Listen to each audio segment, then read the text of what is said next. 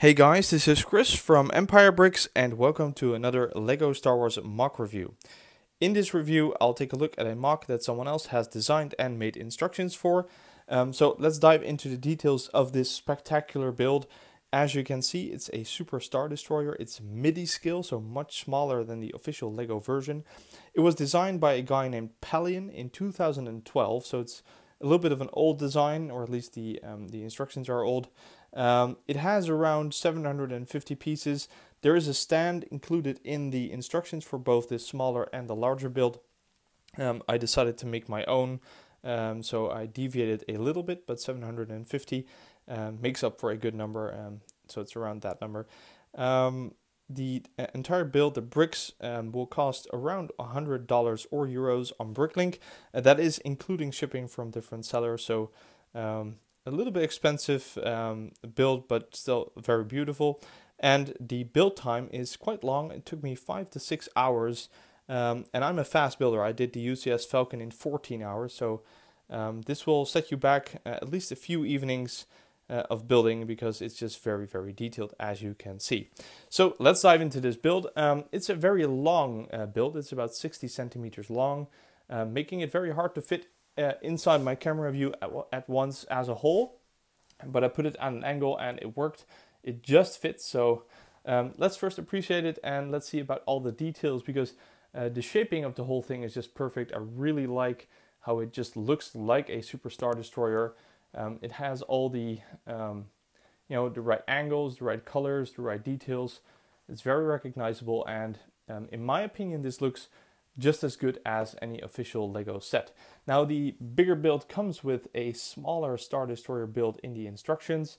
As you can see, this is a little bit bulky. It's wide, too wide to be an actual Star Destroyer, but the designer of this set already mentioned that, and there is an alternative available to make a more accurate version.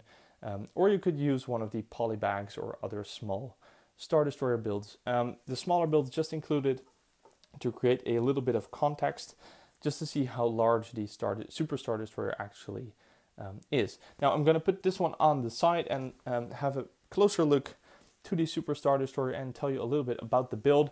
As I said, it took me around 5 or 6 hours, partially because of all the details. So let's move that up a little bit closer, because the greebling here on top is just exquisite. It's just amazing.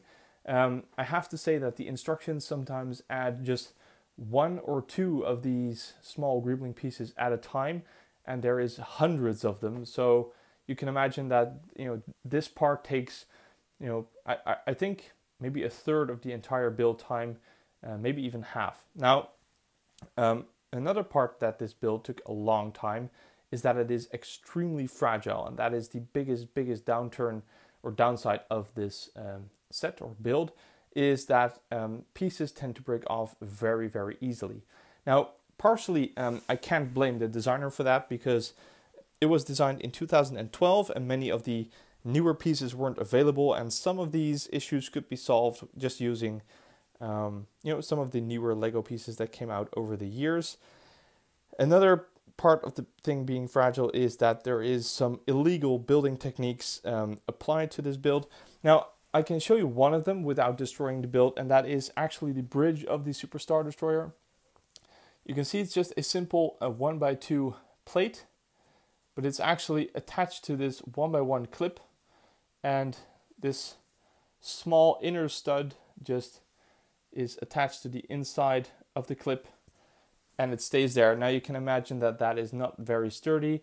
It has the tendency to move a little bit, and if you would blow very hard, it will probably come off.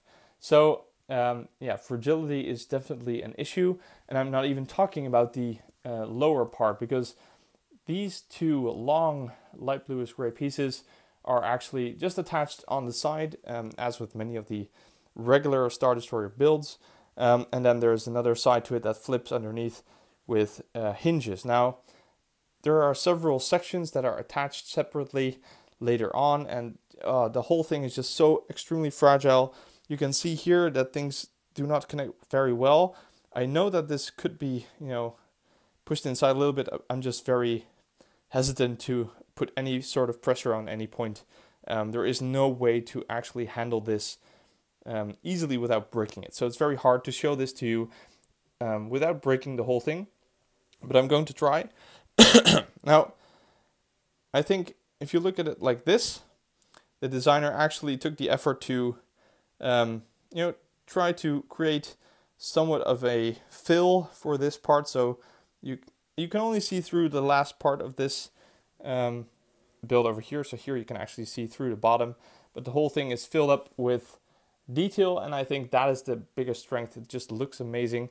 I'm going to try to give you guys a look at the engine, but I have to take it up on the stand very, very carefully without breaking it. And we can have a look at what the engines look like, because the engines look absolutely amazing. It's hard to get a little bit of light on here, but the color is correct. The number of engines is, I believe, correct, but as I said, they are attached very, very lightly. 3 of these engines over here are actually just attached by one stud hanging on a side.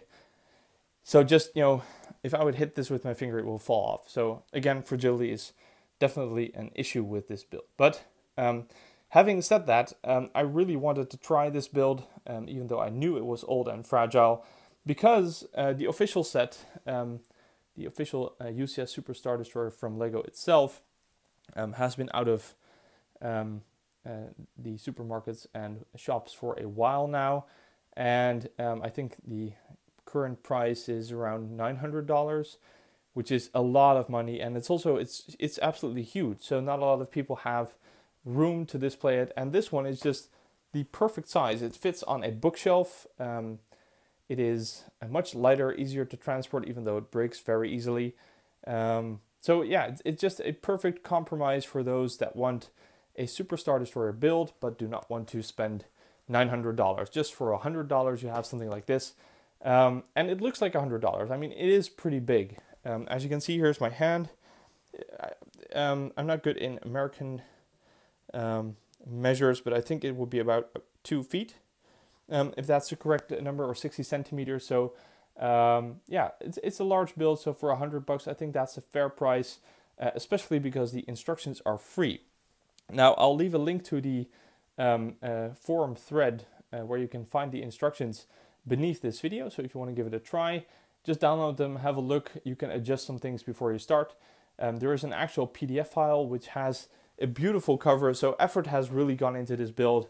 But like I said, it's from 2012, so it could use some improvement. But I mean, I guess that is something you could say of all designs that are 6 or 7 years old, even those from LEGO itself. So my verdict on this set is that it's definitely worth a try. Since it's a lot of gray and light blues gray, dark blues gray, there's a fair chance that you have quite a lot of the greebling pieces in your collection. You might even have a couple of plates. If you have a regular Star Destroyer set or an incomplete Star Destroyer set, you could use most of the plates on there. It shares a lot of pieces with the regular LEGO set. So because of all the gray, I think you could build it for well under $100 if you just sift through your own collection of parts and just take a look at which parts you already have, try to apply them, and just bricklink the rest. Now, concerning the display value, I think this is absolutely amazing. Play value is absolutely 0. You cannot lift it, you cannot attach anything to it. But having said that, if you just adjust the the flaws in the instructions and you make it a little bit sturdier, you could even try to hang it up on a ceiling or something like that, just to give it more of a display value or add some lights to it. Anything is possible. There's enough room underneath to add lights if you are an expert in doing that. I myself am not, but I would like to add lights to something like this. It would just look absolutely amazing, especially with the the lights in the room out and just the engines lighting up and maybe a few LEDs over there. That would be great. So you could easily modify on this set and make it more of your own. So that is this MOC review. I really hope you enjoyed having a look at this beautiful MOC. If you did like this video, please like, comment, and subscribe, and I will see you all next time.